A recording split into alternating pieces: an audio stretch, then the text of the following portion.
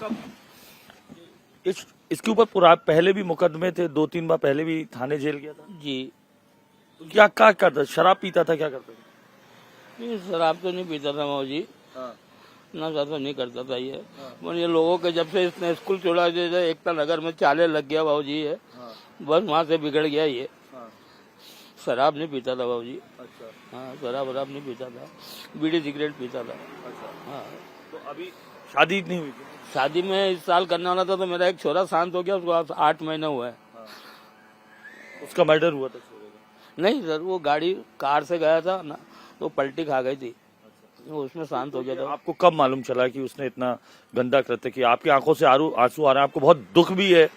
दुख तो बहुत है बाबूजी, मैं क्या करूं, मेरे बच्चे छोटे छोटे बच्चों के बच्चे, मैं मर जाऊं मैं ऐसा मेरे को है। मैं क्या करूं, मैं एक दोनों में तो मर जाऊंगा। मेरी औरत क्या करेगी, वो क्या करेगी बेचारी, वो भी मरेगी, वो क्या करेगी। अभी उसको अस्पताल पुलिस वाला आए तो ले गए, एक मेरे लड़के को ले गए और उसको मिसेज को ले गए, अस्पताल में गए। माँ को भी दुख है कि इतना गलत कृत्य किया है। बहुत रो रही बेचारी, मैं समझा रहा उसको, मैंने कहा बेटा तुझे समझ कि हमारा छोरा था ही नहीं, मर गया ये, मत बोलो कि मेरा छोरा है ये। शर्म आ रही हमको बोलने में, हम क्या जवाब देंगे किसी को भी, हमको बाहर बैठने में शर्म आ रही। मेरी औरत का मैं ध्यान रख रहा था कि वो आए तो मैं कुछ करे। आज हम श्राद्ध था, हम सुबह 4 बजे उठ के श्राद्ध करने गए थे, गया जी के मंदिर पे जल चढ़ाने गए थे हम सुबह। अच्छा, जो आपका जो बच्चा खत्म हो गया उसका श्राद्ध करने गए थे आप? मेरे पिताजी का भी और बच्चे का भी, दोनों का श्राद्ध करने गए थे। आज हमको भोजन बना के खिलाना था, लोगों को नहीं खिलाया हमने। तो आपको क्या कब पता चला, किसने बताया? पता तो सर हमको कल भी चल गया था, क्योंकि पुलिस वाले आए थे, यहाँ से ले गए थे। हाँ। और हमको मालूम पड़ा था कि इसने कुछ न कुछ करा है इसने। और समाचार सुनता हूँ सर, मैं पिक्चर कुछ भी नहीं देखता हूँ, समाचार सुनता हूँ मैं, तो समाचार रोज समाचार सुनता हूँ मैं, चैनल पे चैनल बदलता रहता हूँ मैं, तो उसमें समाचार में मेरे को मालूम पड़ा। तो आपको शक हो गया था कि ये? हाँ बराबर, शक तो सर हमको कल ही हो गया था जब इसको पुलिस वाले ले गए थे। अच्छा, इसने ऑटो का वो सब बदल भी दिया था? हाँ, वो उसका अर्जुन का नाम था, छोटे वाले भाई का, जिसकी ऑटो थी, और उसपे कई बैनर वैनर चिपकाया था ये।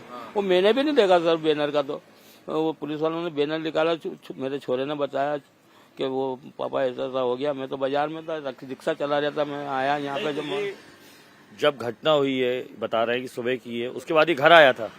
घर तो रोज आ रहा था सर, ये घटना तो सोमवार की सुन रहे हैं हम। हाँ। घटना तो सोमवार की सुन रहा है, ये तो रोज आ जाता सर, पर हमको जरा तक भी मालूम नहीं पड़ा सर, जरा तक भी मालूम पड़ जाता सर, मैं थाने में पुलिस को फोन करके बुला के बंद करवा देता, मैं बंद करवा देता सर मैं। हाँ, और मैं तो ये चाहूँ कि पुलिस ने क्यों पकड़ा, उसको पकड़ना नहीं था, गोली मार देनी थी उसको हाथ के हाथ ही, तो हम कम से कम वरी तो हो जाते, हम वरी तो हो जाते कि मर गया चोरा हमारा, मार देना था इसको। आपका नाम क्या था? राजू सोनी। 4 भाई थे, जिसमें से 2 भाई है, नहीं एक ये है, तो अब ये तो हम नाम ही नहीं लेंगे, अब इसका हम नहीं लेंगे। अब 2 बच्चे हैं मेरे। आपके लिए खत्म हो गया? हाँ खत्म हो गया बाबूजी, क्या मतलब है उससे, कितना गंदा काम करा उसने बाबूजी, समाज के अंदर किसके भरोसे। लाड़ी है मेरी, जो 2 लाड़ी है, ये तो कभी भी कुछ भी कर सकता है सर, ये क्या भरोसा है इसका। इन्हें अपने आप का तो ख्याल नहीं रखा, बाकी मेरा का तो ख्याल रखता है। मेरा मकान टूट जाएगा तो मैं कहाँ जाऊंगा बाबूजी, मैं ये बच्चे कहाँ लेके जाऊंगा मैं। मेरे पिताजी भी झुग्गी झोपड़ी में रह के मर गए, मैं भी झुग्गी झोपड़ी में रह रहा हूँ। मैं यहाँ पे मैं मिस्त्री का काम करता था बाबूजी पहले, तो अभी मेरे लड़के ने ई रिक्शा दिला दी मेरे को, बोले पापा आप ये चलाओ। बोले 4 ही लड़के थे, कोई लड़कियां नहीं है? लड़की एक थी बड़ी, उसकी शादी कर दी थी मैंने। 2 बहू हैं? 2 बहू है सर, 2 ही बहू यहीं रहती है, 2 ही क्या बाल बच्चे हैं।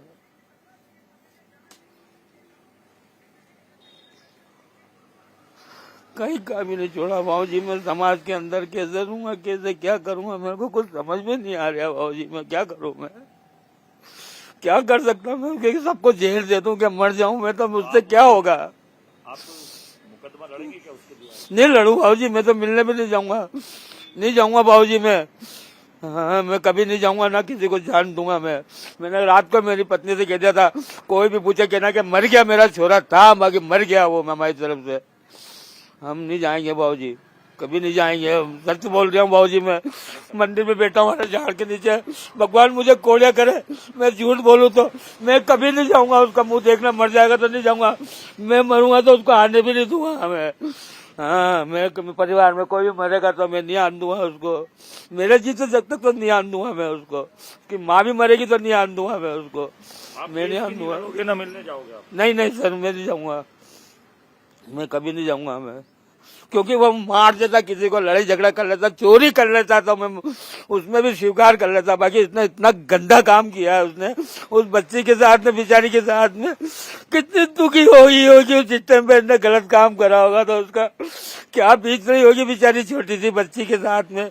मैं उसको गोद ले लूं, मेरी माँ बना लूं, मैं उसको बहन बना लूं, मैं सब कुछ बनाने के लिए तैयार हूँ, अपना जीवन उसको देने के लिए तैयार हूँ मैं बच्ची का। इतना गंदा काम किया है इसने, क्या करूं सर मैं। अरे बाबूजी मैं बहुत परेशान हूँ, मैं अंदर में मैं बहुत जल रहा हूँ, मैं बहुत दुखी हूँ बाबूजी, मैं बहुत दुखी हूँ। मैं किसको बोलूं? पुलिस वालों को बोलूंगा तो मानेंगे तो नहीं वो कोई। किसको बोलूं मैं? मेरे को शर्म आती है। लोगों ने सुबह बेचारा अच्छे दर्शन करने आते हैं, मेरे से राम राम करने जाते, सब पढ़ते। मेरी ऑटो का नाम लिखा हुआ, वो ऑटो भी थी सारी, वो ऑटो भी से भी मेरी इज्जत खराब हो रही है, उससे भी दुनिया भी जानती है मेरे को। यहाँ पे मेन रोड पे रहता हूँ मैं, यहाँ पे थाने के सामने मेरी दुकान है चाय की। मैंने इसीलिए चाय की दुकान डाली थी कि बच्चे इससे सुधरेंगे। चलो मेरी बात नहीं मानेंगे तो इसको देख के तो सुधरेंगे कि थाने पे कैसे कैसे अपराध होते हैं, कैसे कैसे माँ बाप बेचारे भीख मांगते, इधर उधर हाथ जोड़ते, वकीलों करने जाते, पैसे देते, फिर भी उनको ठुकरा देते। इसलिए मैंने दुकान डाली थी यहाँ पे थाने के सामने कि एक बाप होके 4 बच्चों को नहीं संभाल सकता तो मैंने कहा चलो भाई थाने के सामने दुकान डाल दो तो देखेंगे अपराधियों को तो सुधरे में रहेंगे ये। फिर भी इन्हें इतना गलत काम करा भाजी, बहुत गलत काम करा भाजी। इन्हें कभी माफ नहीं करेगा देव भगवान, इसको कभी माफ नहीं करेगा भाजी। तो तस्वीरों में देख रहे हैं जिस शख्स ने पूरी मानवता को शर्मसार किया, हैवानियत की हद पार कर दी। उसके पिता हमारे साथ हैं, बेहद दुखी हैं, उनके आंसू बता रहे हैं कि जैसे पूरा देश इस उज्जैन की निर्भया के कांड के बाद रोया। ऐसा गलत काम करा, महाकाल की नगरी में पूरा बदनाम कर दिया, सबको बदनाम कर दिया। महाकाल में सारे परिवारों को बदनाम कर दिया उसने। यहाँ पे कैसे काम होते हैं यहाँ पे। आप पीड़ा, दुख, तकलीफ समझ सकते हैं। उन्हें दुख है, उनका औलाद जरूर थी लेकिन वो कह रहे हैं अब वो किसी भी कीमत पे मिलने नहीं जाएंगे, कोर्ट पे केस नहीं लड़ेंगे उनके लिए। उनका ये जो नीच पुत्र था उसकी मौत हो चुकी है और वो कह रहे हैं कि उसे गोली मार देनी चाहिए। ये आप घर देख सकते हैं, एक छोटा सा घर था, यहाँ पर ही वो शख्स जिसने इतना कुत्सित कृत्य किया, मानवता को शर्मसार किया, अपने 3 भाइयों के साथ रहता था। एक भाई की हालांकि एक एक्सीडेंट में मृत्यु हो गई, उसी के नाम पे जो ऑटो था वो चलाता था। पिता का दुख यहाँ पर देख सकते हैं आप साफ तौर पर। लगातार बात करने के दौरान रोते हुए नजर आ रहे हैं। छोटी सी ये गुमटी है जिसमें वो रहते थे, साथ में उनकी माँ है, 2 बहुएं भी हैं। उनके पिता को ये अफसोस है कि उनकी ऐसी औलाद रही जिसने महाकाल की नगरी में ऐसा पाप कृत किया, घृणित कृत किया, जिसके चलते वो खुद भी शर्मिंदा हैं और उन्हें इस बात का बेहद दुख है कि वो उनकी औलाद थी। कैमरा पर्सन प्रदीप त्रिवेदी के साथ अनुराग अमिताभ, इंडिया टीवी, उज्जैन।